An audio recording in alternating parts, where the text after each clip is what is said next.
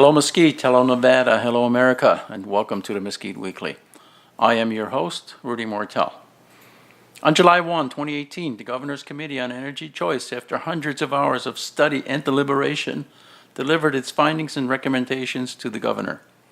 The committee's recommendations basically established preparatory plans for moving forward should the ECI Question 3 pass in November of 2018.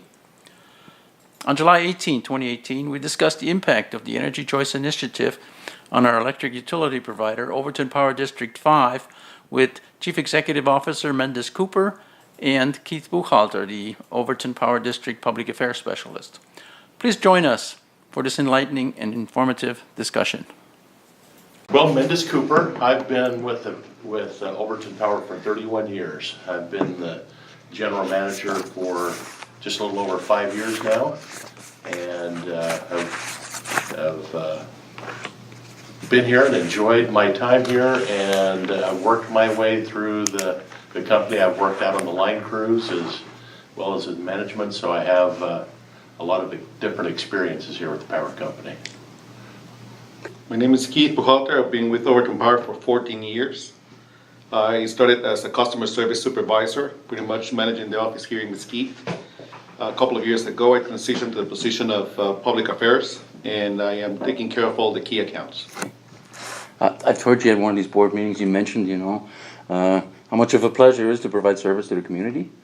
And one of those things is to make sure that, the people in the community are actually benefiting from our organization. That's why it's a co-op, I suppose, a state-chartered institution. Like you say, we are a power district. We were created because people wanted to bring power here because they didn't have it. Mm-hmm. And so we feel that we're an integral part of the community, that we provide a service that people need, that's important, and we want to do the very best we can at doing that. Yeah, one of the things that we've worked very hard is on the reliability of our system. Like when you just stop by and we start talking about things, our priority is to keep the lights on. Mm-hmm. One of the things that unfortunately we can't do is deal with forces of nature. A perfect example is last night we have a power outage in Overton, and one of the things that we recognize of our staff, and that's how dedicated they are to their jobs, is that with very, very difficult weather conditions, they were working pretty much all night to get all customers back up. So that's what we call dedication. Okay, great. LBJ, he once was a congressman in Texas, mm-hmm. and what he did was to provide exactly what you guys do, is to provide power to the rural areas, okay, because the big power companies, just didn't see any benefit to doing that. But that's not, it's a social benefit to doing that, and it really provided growth for the entire region in Texas. But same thing here. We have a power supply, we have growth, we have, a community that depends on it, a community that can flourish because of it being here.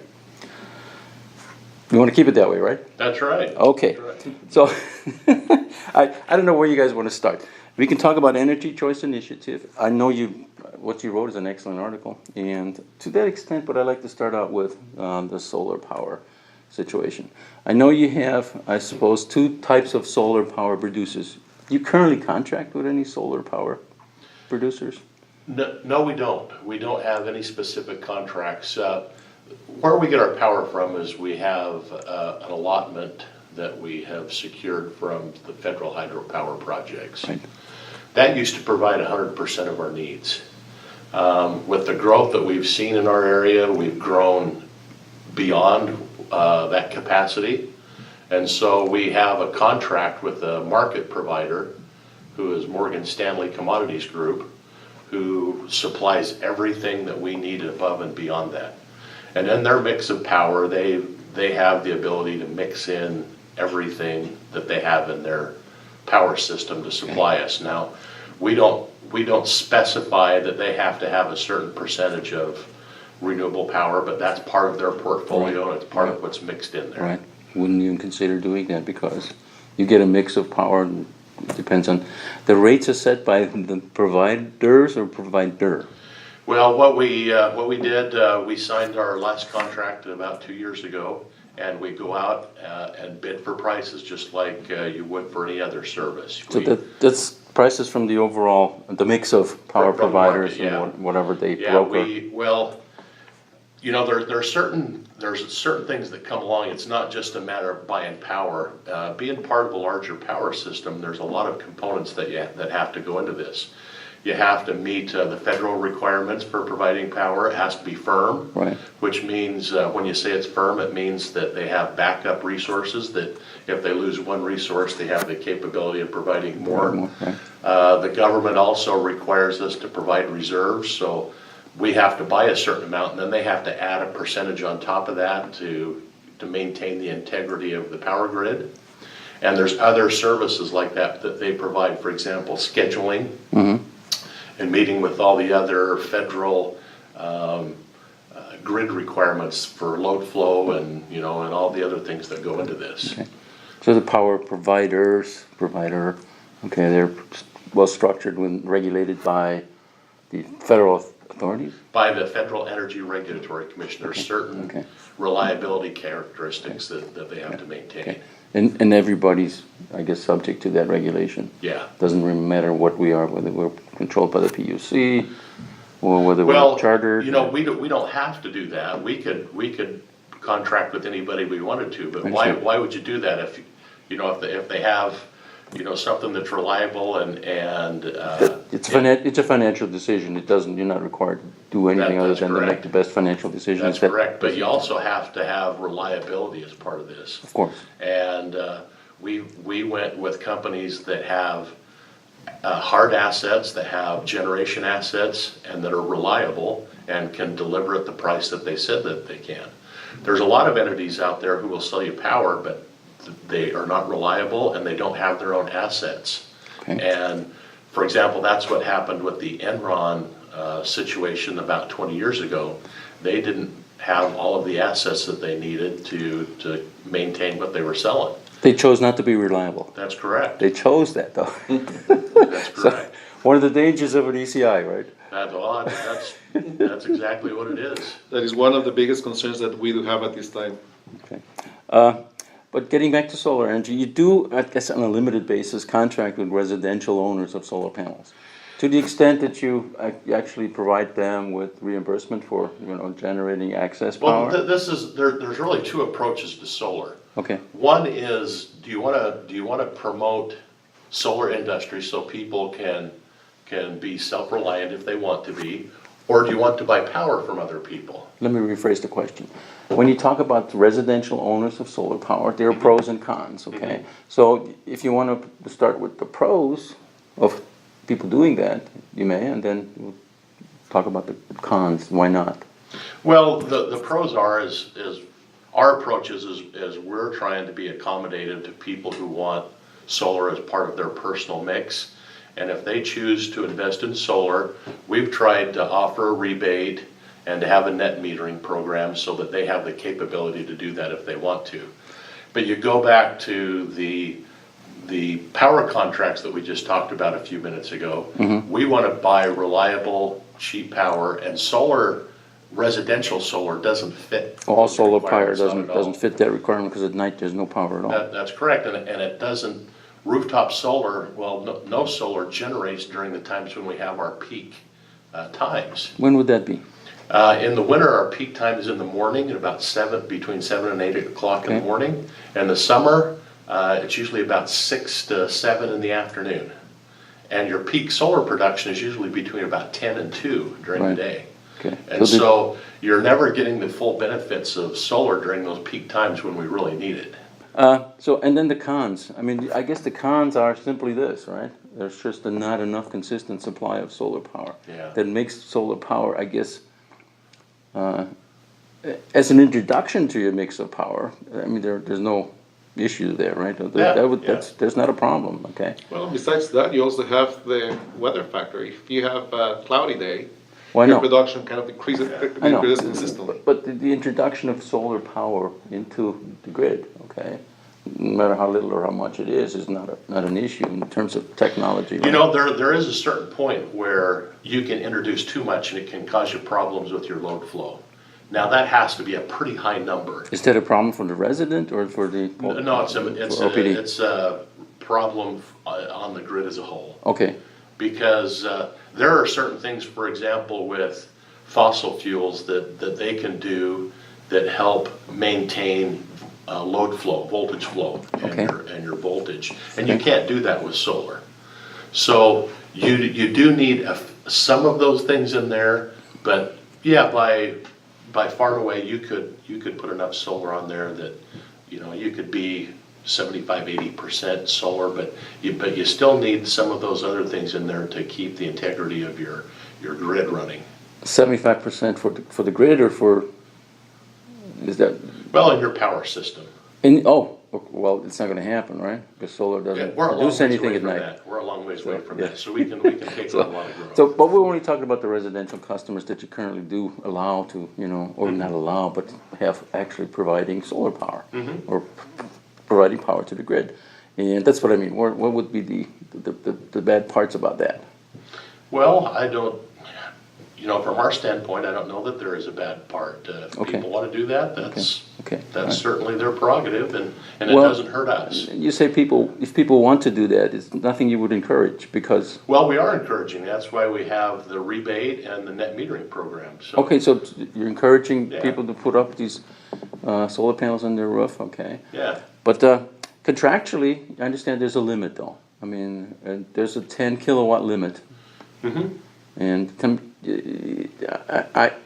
what you have to consider is when we put power into a residence, yes, we size it for the size of the residence. yeah, but And so the wire and the transformer are sized for that residence. If you put more power on your roof than we're supplying, then you're gonna overload the power system going out potentially. So you have to match the solar with the facilities that you have. okay. Which brings me to the next question. Not only do you, I mean, there's a limit on 10 kilowatt system. And there's also a limit as to, if I would be, say, frugal in how I use electricity, right, I generate a lot more overage than you know, maybe the 10 kilowatt is, you know, I suppose, designed for, okay? So I might be getting overages, say, $300, $400, $500 a year. I mean, if you pay the 6 cents per kilowatt, and which is, you know, I suppose more in line with what you pay other providers, 6 cents roughly. Okay, so which is fair, right? But I think where a lot of people see it as being somewhat, you know, I guess arbitrary, is that why is it that any overages over $150 I have to provide for free? It's not that I'm still overloading the system, right?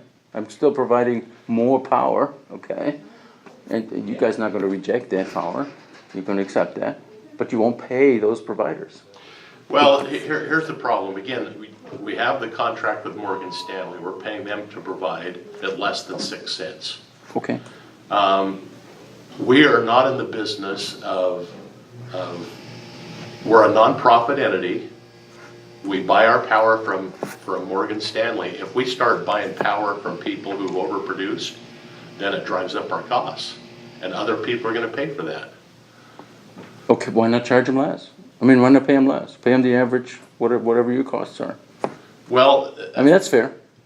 again. It would be. I mean, that would be an image thing. We That would be go fair. back to the purpose of why we have our rebate program. It's so people can provide for themselves. To encourage if they them to want do it, yeah. We are not encouraging people to provide for everybody else. If they want to provide for themselves, that's fine, but we're not in the business of trying to help other people put in oversized solar panels and try and sell it for them so that they can, you know, make the money on the system they put in.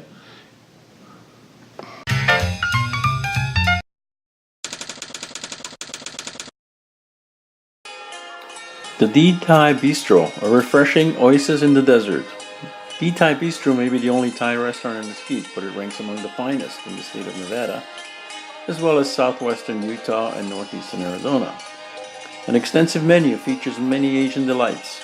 Traditional Thai dishes include all your favorites: pad Thai, pad see ew, pad won sen, tom yum soup, tom kha soup, and a variety of curries are prepared and served for your pleasure.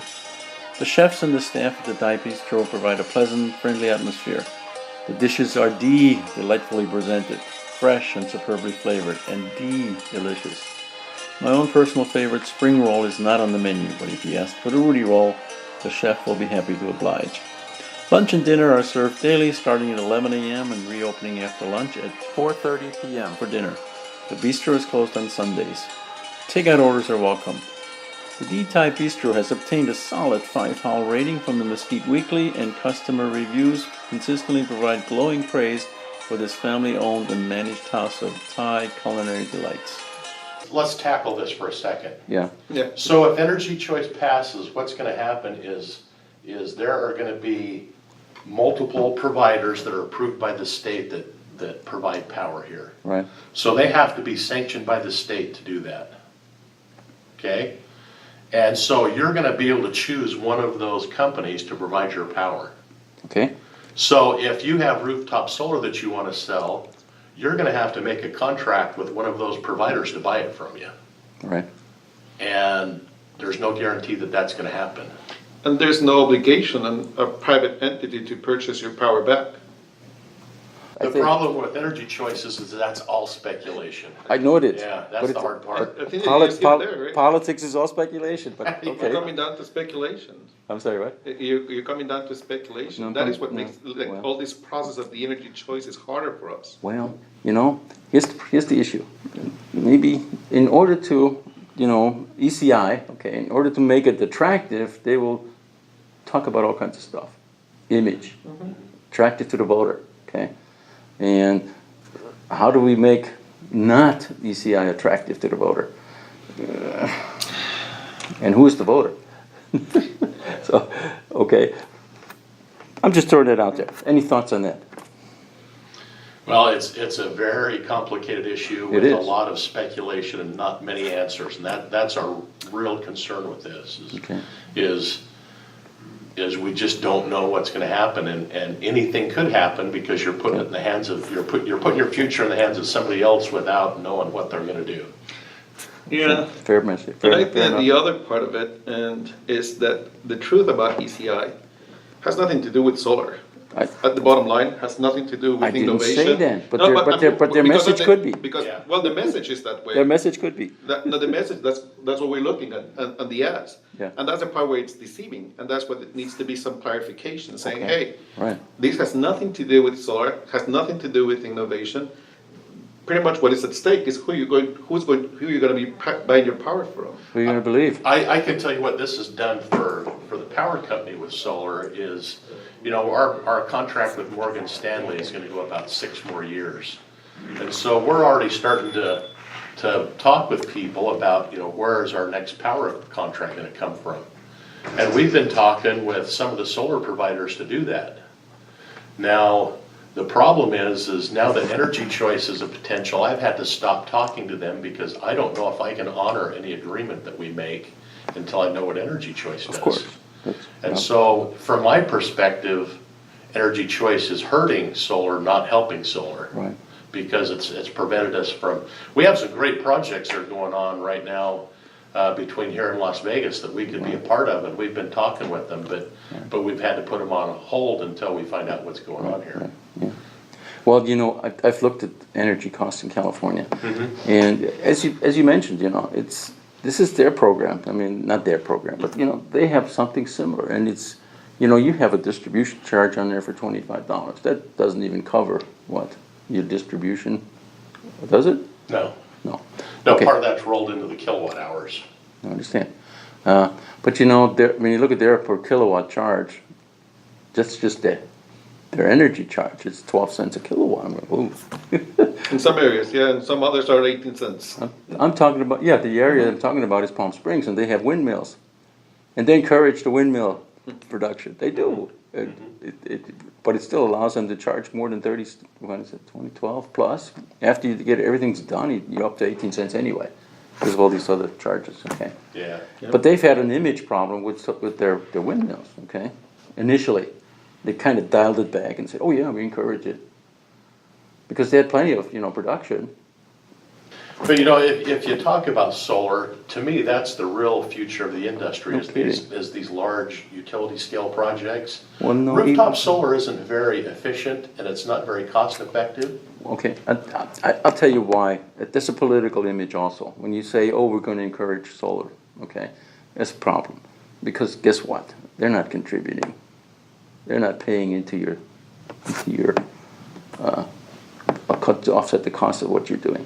Distribution, contracting, You projecting. mean with the large scale? No. The solar panel users doesn't pay anything. Oh, yeah, Okay. you're right. So now you've got this person essentially coming off the grid. Uh-huh. No way to recover that other than to pass it on to the other people.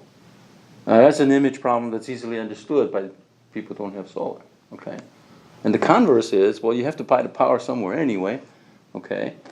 And I'd be willing to, and they are, I think all the solar panels are willing to compete with the other producers, even though they're just residential. There's no additional cost that they're aware of to OPD to do that. I mean, it doesn't cost OPD anything, and the power they produce is, it's power, period, right? There's no objections to that, right? So now there's an image problem on that side. You say, oh, why won't they pay me for all the solar power production? I understand there's all kinds of reasons, but I can see the two political, I guess. Well, I hope everybody can see that.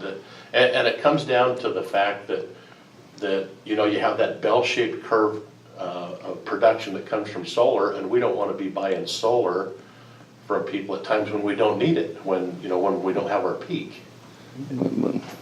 Yeah, but don't you reduce your reliance on other providers then? I mean, somewhat. You don't buy everything that they throw at you, right? Based on usage. What they do is they manage our loads and they provide us with exactly what we need. We don't buy any extra other than what we're required to do. But you only buy what you use. Yes. Not what you need, what you use. No, it's what we need because we have to provide reserves. Minimum.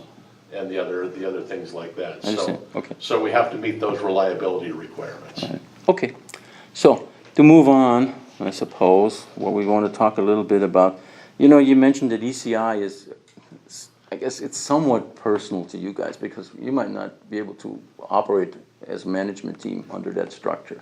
No, we will. You might not. What happens with Energy Choice is right now we buy power on behalf of our customers and we make sure that it's available to them. If Energy Choice passes, somebody else is going to provide that power, but you still have to have the power lines, the substations, and the meters. Okay. And we will still be doing that. Okay. And so really buying power is not a big part of our daily duties. It's something that we do every 5 or 6 years. We get a contract in place and then our provider manages those loads and provides what we need during those times. So you have assurance from the legislature that the charter will remain? No.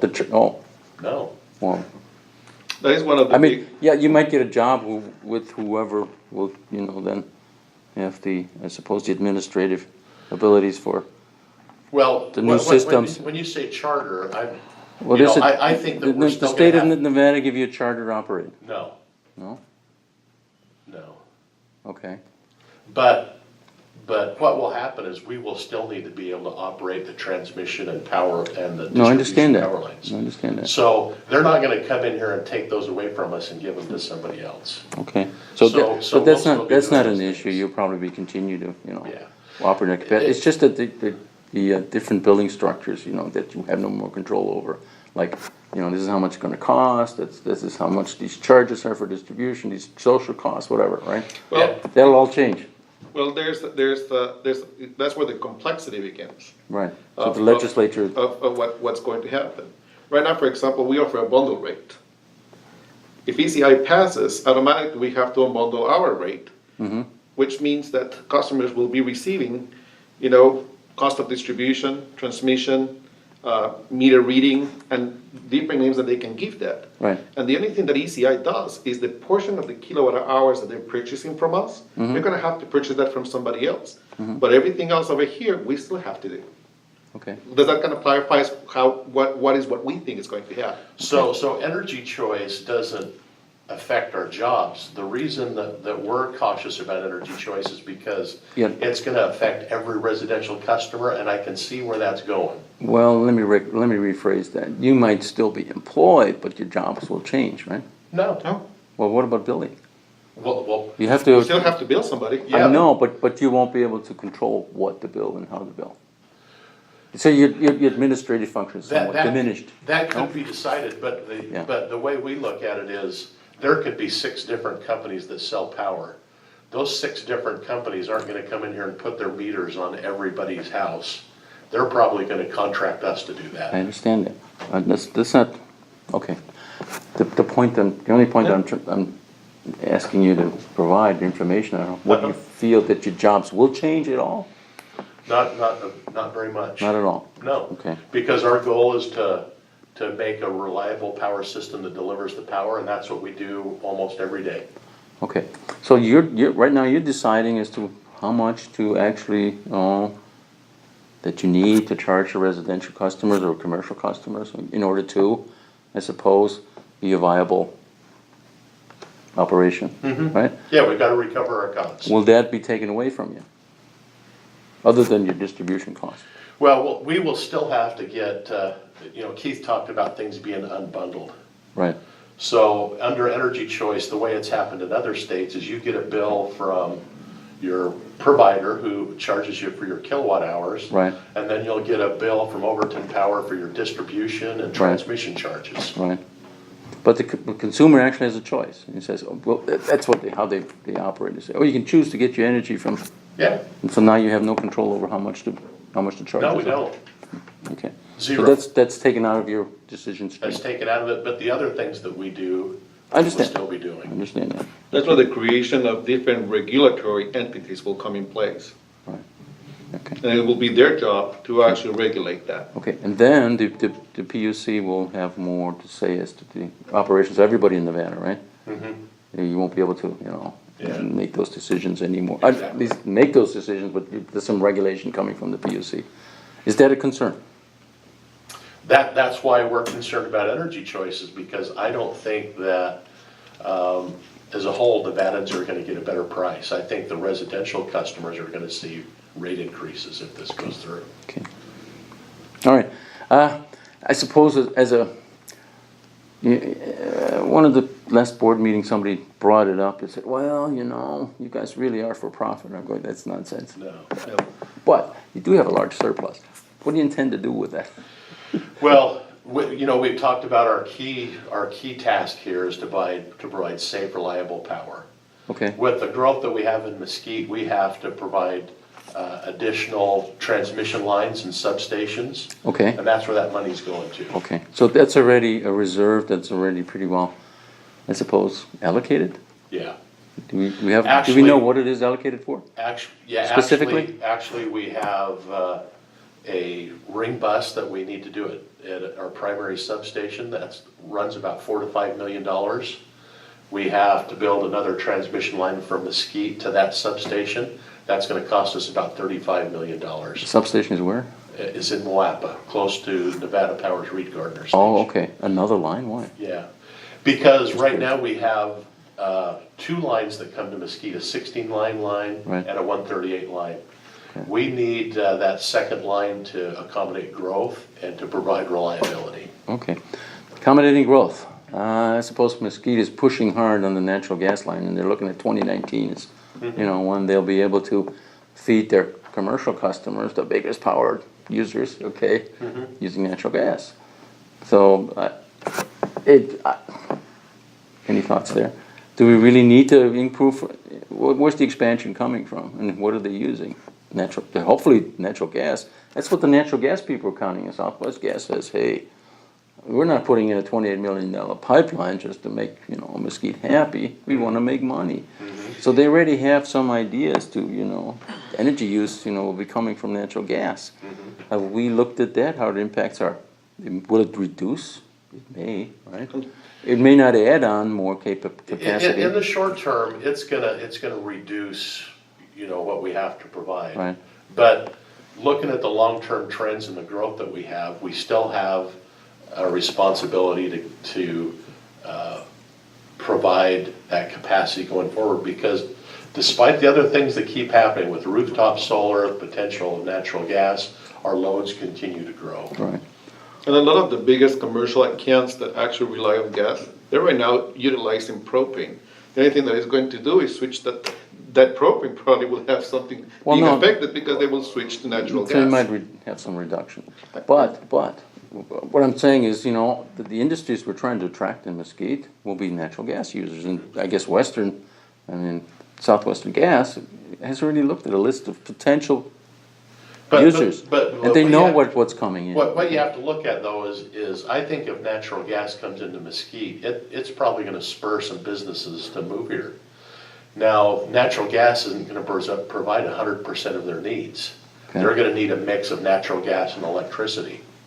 And so, even though natural gas will take some of that load, we still have to provide for the remainder of that load. Yeah. So it's a continued net growth for us.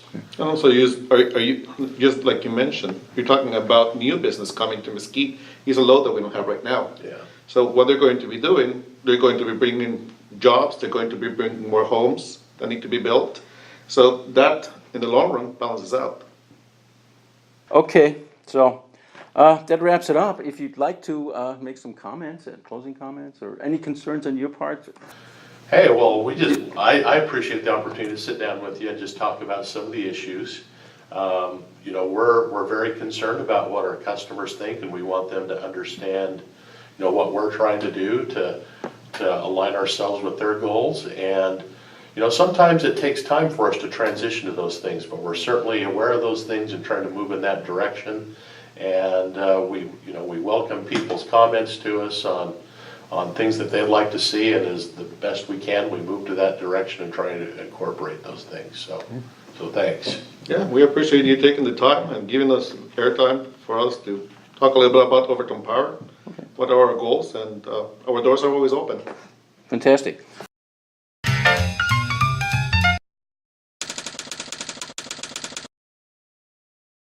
Question 3 is a drastic proposal that would dismantle and deregulate Nevada's existing electricity system. The state's own study shows 3 would increase our electric rates. Question 3 would also eliminate Nevada's current rooftop solar program that serves thousands of homes. And it would shut down plans for 6 major solar energy projects designed to double Nevada's clean energy production. Please look into the facts about this risky and costly measure. On November 8, 2016, the voters of the state of Nevada approved ballot question 3, the Energy Choice Initiative, which would amend the Nevada Constitution if voters approve the initiative again in the 2018 general election. Question 3 would amend state policy that electricity markets be open and competitive so that all electricity customers are afforded meaningful choice among different providers, and that economic and regulatory burdens be minimized in order to promote competition and choices in the electric energy market. On February 9, 2017, Governor Brian Sandoval signed Executive Order 2017-03, establishing the membership, chairmanship, mission, timeline, and issues to address on the Governor's Committee on Energy Choice. The committee's mission is to identify the legal, policy, and procedural issues that need to be resolved, and to offer suggestions and proposals for legislative, regulatory, and executive actions that need to be taken for the effective and efficient implementation of the Energy Choice Initiative. On July 1, 2018, the committee, after countless hours of deliberation over a period of almost a year and a half, presented its findings and recommendations. We obtained comments and statements from the legislatures representing our areas and power districts and other concerned parties. Here are a few selected video clips. So you were talking about the constitutionality of, well, I suppose So once the initiative is passed, in effect, It's in the Constitution. it's in the Constitution. And it's unique in that it allows the legislature to have some input in it until it finally is set in stone in 2023, I think it is. Then in 2023, that's what it is. Okay. And in the Constitution, things don't change quickly. All right. The legislature can't do anything for at least 3 years. The So- people can't do anything Okay. unless it's brought by the legislature. I don't know, I don't think I think it's out of the hands of the legislature right now. I mean, it's gonna be up to the voters completely to find out what's going on. And like I said, if California is an even shining example of what could possibly happen to us, I think we're in trouble. Although I do think everybody should have a choice.